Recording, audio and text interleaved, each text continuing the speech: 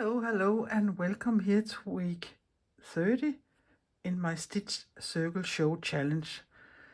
And if you just have jumped into this video and you are thinking, what is that? Look below in the description box or under the little word more and find week 1. There I will explain everything about what this challenge is about and why I am so fond of using Dogma Rules in my embroidery. And the Dogma Rules has nothing with religions to do in this case here, but I will tell you a lot more about it in this video. And there also is a link to how to make such a cover, not the fabric, but sew a cover together. You can also find that under the little word more. And finally, there also is a link for a Facebook group you can apply if you want to participate in this challenge. Don't apply if you don't want to participate. Yeah. What else do I want to say before we get started here? Yeah, my name is Lisbeth and I'm a Danish mixed media artist, and I very much like embroidery or creative embroidery too. But enough of me talking. Let us see what I have come up with for Dogma Rules here for week 30. And let me find where I left you last week, and this was this spread. So on here to the next page, and this book here will be ready when we reach that point. So let me get my materials and I will tell you the Dogma Rules. So the rules are as this. Rule number, I can say this here is take inspiration in seaweed in the ocean. That is the inspiration for this week. And the first rule is pick 3 pieces of fabric you think could look like water. And I have chosen these. Yeah, let me see here. I'm in frame. These 3 pieces here. And sew them together. If you want raw edges or turned edges, that is up to you. You decide. But sew them together so you have a piece where you can trace our circle, and only one circle. Rule number 2, sew running stitches, double running stitches or back stitches on the line you just have traced, just to see where you should sew inside. Rule number 3, use only knotted feather stitches. Og på dansk, der hedder de grensting med knude, tror jeg måske. Jeg har ikke set det her sting på dansk nogen steder, but you can see, I will show you how I do them. But make them so you think they look like growing seaweed in the ocean. They can be a little waverly if you like that, or they can cross each other, and yeah, you make them as you think seaweed would grow in the ocean. And finally, rule number 4, use as many green color threads as you like, and use thick and thin threads so you can vary the different seaweeds you are going to sew. These are the 4 rules here for this week, and of course I will put them here below under the video here so you can read them quietly. It can be a little confusing of me, but I will write them there too. So I will just find out how to place these 3 strips I have here. And those of you who have been with me for a while know I very much like to have a base layer under my fabric, because I like to have a more sturdier fabric to sew into. So I have a little piece of a sheet or something here I will put under, and I will just invisible baste that. But I will start sewing these 3 strips together so they will end up somehow in this size here. So I will do that. I think I want, in this case here, I would go for the raw edges, because last time I did something with different, of more than one piece of fabric, I think I turned them. So I will go with that. I have cut in my strips so they fit exactly. They are a little bigger than my undercloth here, or my under fabric here. And I will just put some needles in to keep them in place while I'm sewing there.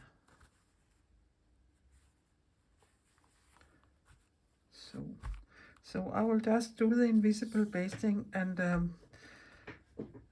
I will sew from there to there, there, and then I can go all the way around, I think. Or yeah, I think I will start with this one so I can get my needles out, or my pins out.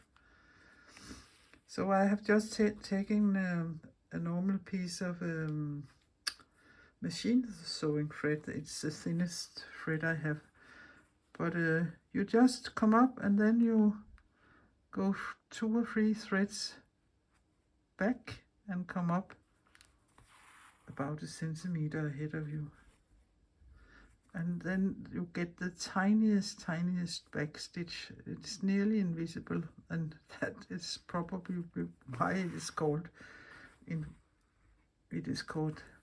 invisible basting.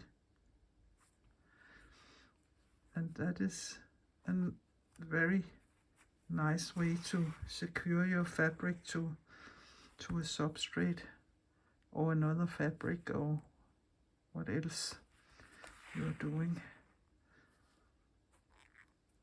Yeah, but you have seen me, if you follow my project here or my challenge here, you have seen me doing this a lot of times. So I will just sew all the way on this fabric, and then I will be back. So done with the basting here, and you can see all my big stitches on the back. So now I'm ready, and I have chosen to place my fabric like this because I think the more you get to the bottom of the ocean, the darker it gets, and the more you come up to the surface, the lighter it gets them. It's something about how much light can go through. So that is why I have placed my 3 pieces of fabric this way here. But now I want to trace a circle, and let me see. Here.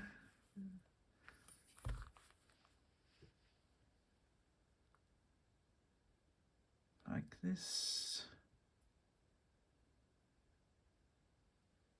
And I think I will do it on the inner side of this, because there isn't much room. And sorry if my hair or my head is coming in here. So I try to center it the best I can. I will just trace a circle with my, it's a graphite pencil, this here. It doesn't matter if it's, yeah, I can see it now. So it is easy to stitch, and you can trace with a, this is a thing to punch cookies out with, I think, or you can use a tin plate or a plate, or use whatever you have.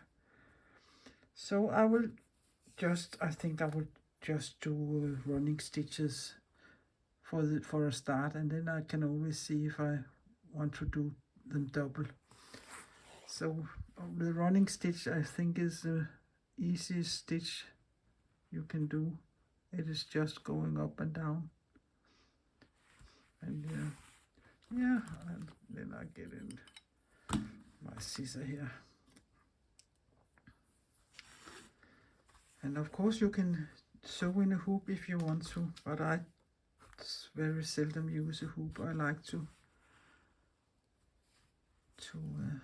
sew without.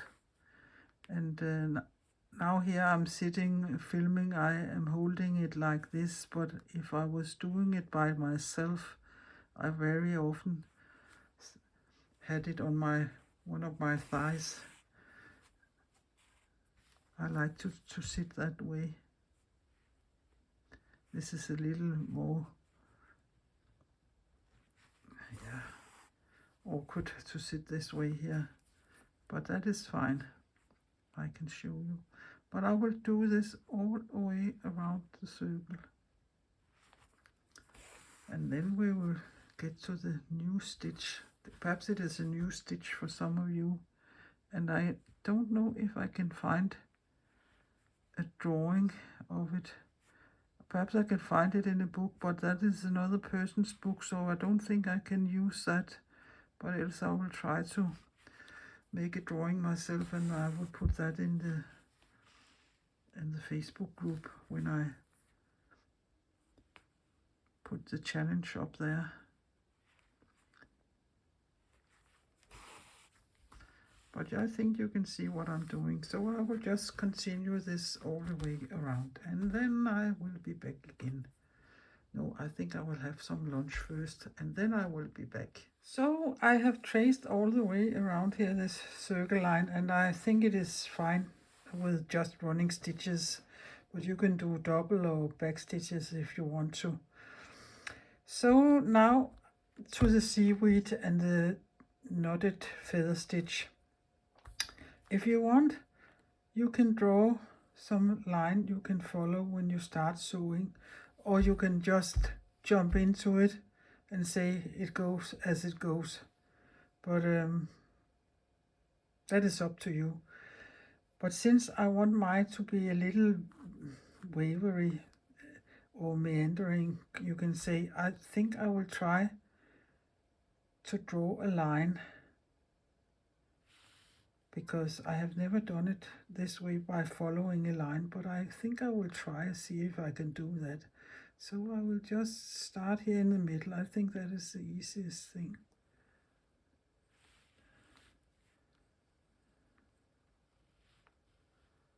Like this. So now I have this line I can follow. But before I start with that, I want to show you the stitch if you don't know it. And if you know to use to sew a feather stitch, you will find it easy, I think. But perhaps we can come in a little closer here for this. With a feather stitch, you come up and you go down in the same height, and then you come up in the middle of these two stitches. I think I will make them bigger so you can see it better. And then you come up in the middle. That is like a fly stitch, but normally you would have done the same. You would go out there and come up here, and this was the beginning of the feather stitches. But before we do that, we have to make a little extra knot here. So you go down nearly the same place as you came up. Go down again and come up on the other side of the thread there. So you make a little extra knot, or a little extra fly stitch, you can call it, and drag it through, and you can see you get such a little, like a little knot there. It isn't a knot, but yeah. You go down here, come down in the middle, about in the middle, like a normal fly stitch or a feather stitch, and then you go nearly, not in the same hole, but nearly, and come up here under the thread, and there you have a little extra loop there. So now we go to the other side, come up in the middle, go in the loop there, and then I go down beside where I came up and come up under the thread there, and then you have a little knot there. So they look like this. I can do another one down here up in the middle there, and down beside where you came up and up there, and then you made a little extra thing there. So this is how they look, and I think they look quite nice. They look like feather stitch with a little extra thing there, and I think that looks very nice. So that is the stitch I'm going to use here. So away with that, I will just find a thread and start this one up. So my line is here, so I will start with the one in here. I will come up here, go down there, and I think I will hit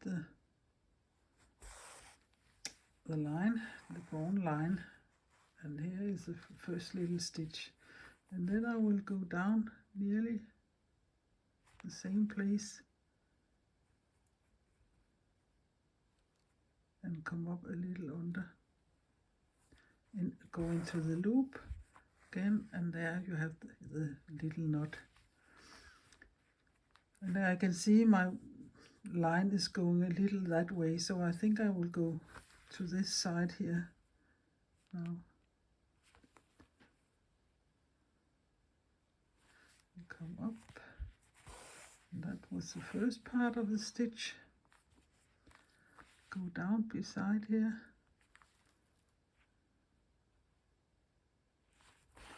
And make the little thing there. Then I will go to the other side. There.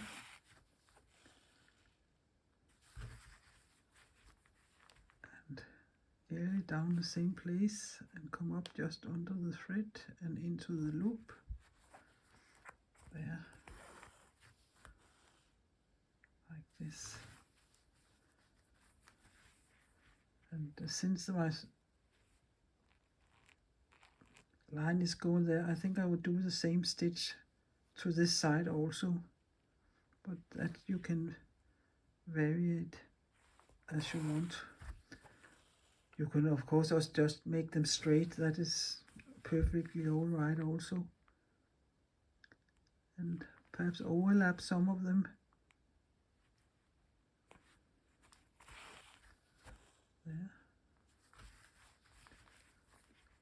So a little here again. There. And you can make them as small or as big as you want. That is also up to you. But I will continue with this one here. Put it a little closer there, you can see it. It is a nice stitch to sew, I think, but I will show it when I'm all the way down there. So done with this first seaweed there, and I think I will use my thickest thread first and make some rows or lines with them, and then use my thinner thread and perhaps see if I can cross a little over. So I think I will. I can see I didn't follow that line exactly, but perhaps you don't need to draw a line to follow, but if you want to, you can do it. But I think it is, yeah, I don't know if it isn't necessary, but perhaps it's nice to have this line to follow just a little. I have taken the same color as the outline there is, and then I will go all the way down with this thread, and I think I would do a thicker thread over here also.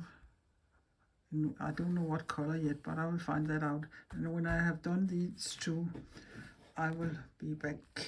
So done with this stitching, and this is a quite heavy mercerized cotton thread I have used, and now I have taken a thinner silk thread, and I haven't tried this before, but I would see if I can go over there, because I think it is doing something like this in the water, and that is what I try to imitate here.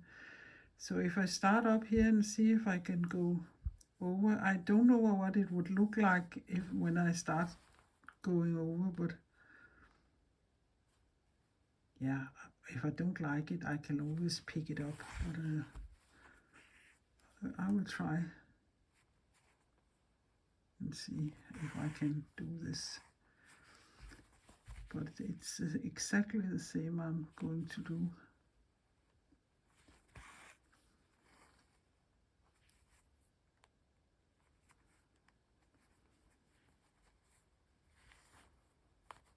Perhaps I should make them a little smaller because the thread here is thinner.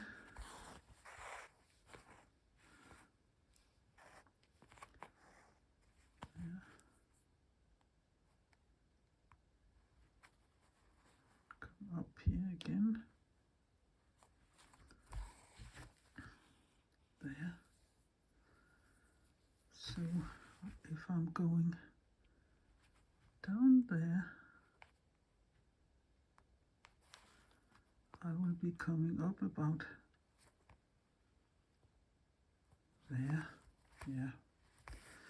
We will see how it will look. And then I will do the little knotted thing. It isn't a knot, it just looks like a knot. And then I will have to go in between there. Yeah. Don't think I'm...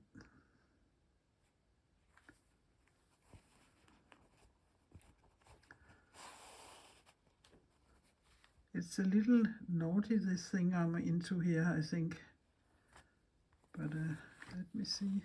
That was the first stitch. And then the little extra stitch there.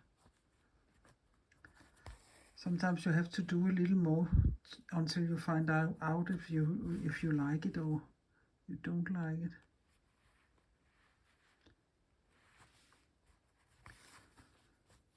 But in real life, I think the different seaweeds are mixing. So perhaps it is good enough if I do it like this. And that is why I've chosen to take the thickest thread first, so the thinner thread is going over the thicker thread and not the other way around.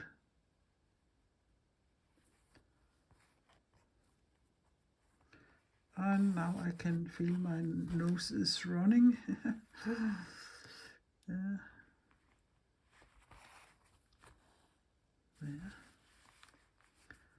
I think I will go to this side again. The loop there.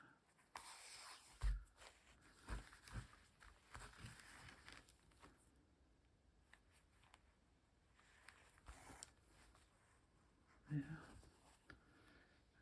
You can see they are overlapping there. So I will end somewhere down here. So I think you can do that, and if you like it, you can do it, but else don't do it. Or else you can start there and then you can attach it somewhere to the other thing, perhaps. That is also an option.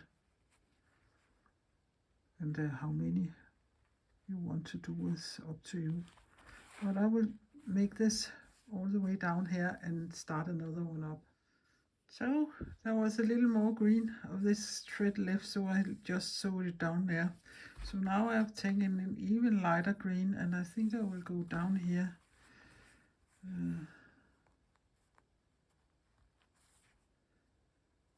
Yeah, where do I want to start? Up here. I don't think it is peeking over the ocean. It is under the waterline. But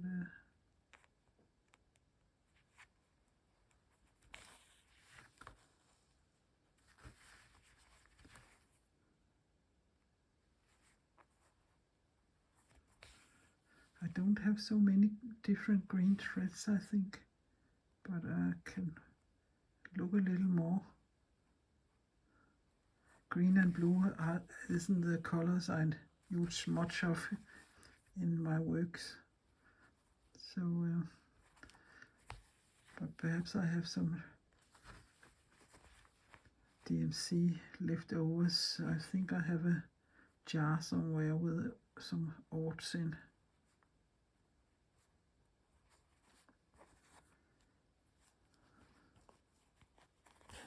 Whoops, that was the wrong thread. Yeah, it looks quite nice with this light green there. So I will sew that all the way down and see how that ends. But I think it looks nice, and yeah, I don't know what I think about this overlapping there, but it was, perhaps I can do it there, go there and down here also, so it isn't just one place. But we will see. I will carry on with this and be back. So I have done this side, and I think it looks nice. So I started light green up here like this, and my meaning is to go over. You can see I'm starting here and end over at the left side. So now I'm crossing some previous stitches.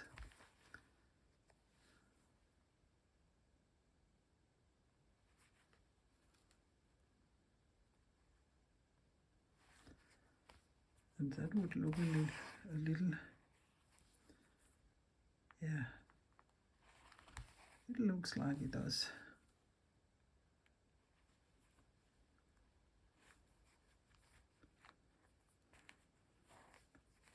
But I guess the different seagrasses is mingling in the ocean too.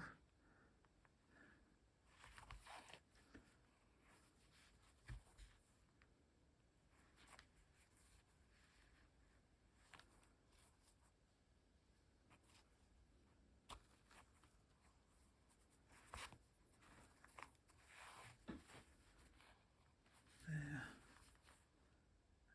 One more stitch, I think. Then I'm reach the outer line here.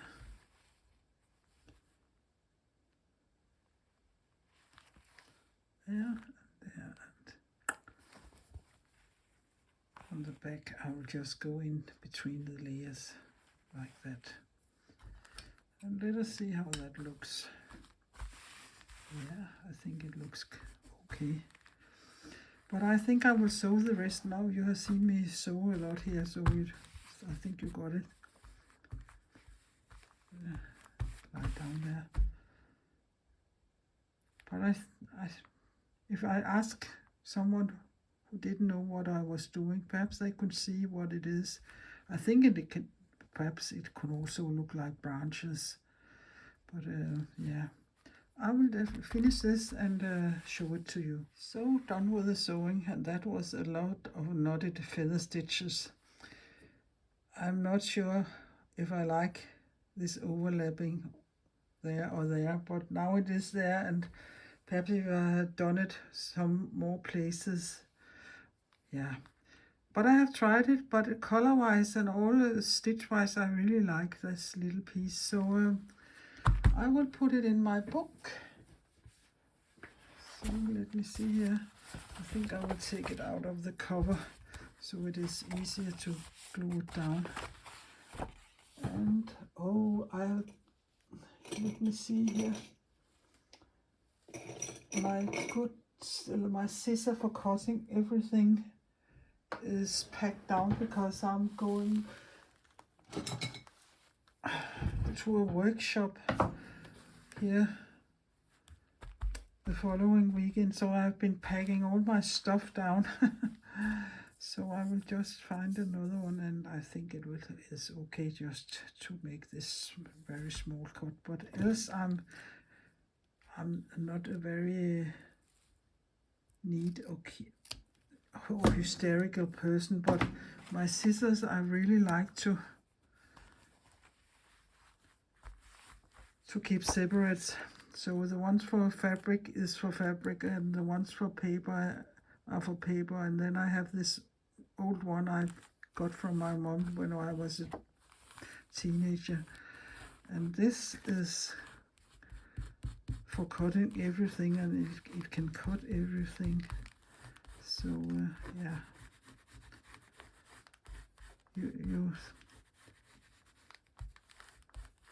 it is good to have two different scissors, one for fabric and one for paper, because it does something different. Oh, lucky me, it worked. And I have already written the Dogma Rules here. So let me see. I think that is fine here.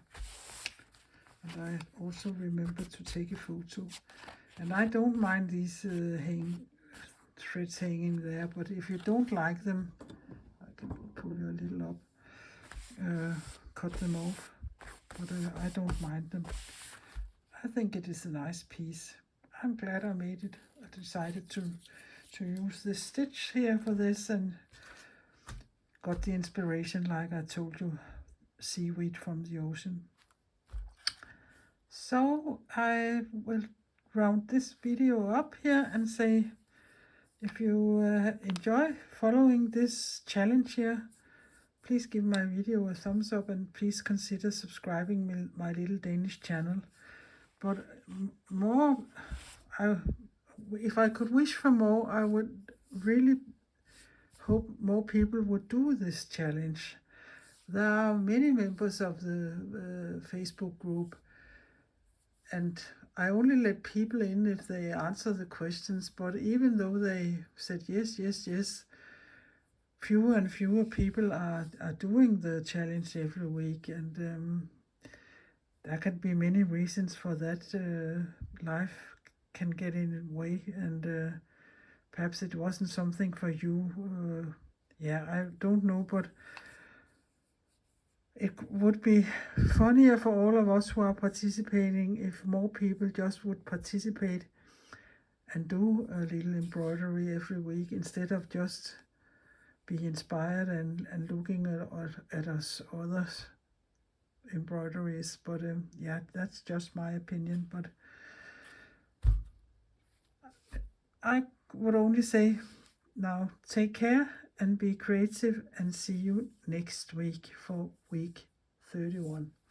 And sometimes in the nearest future I'm going 14 days away to Italy, and I can of course make mine ahead, and I can also prepare for most of the things I do on Facebook. But we will see how I will manage to do things when I get nearer my holiday. But I will say bye bye for now. Take care. Hej hej. Farvel.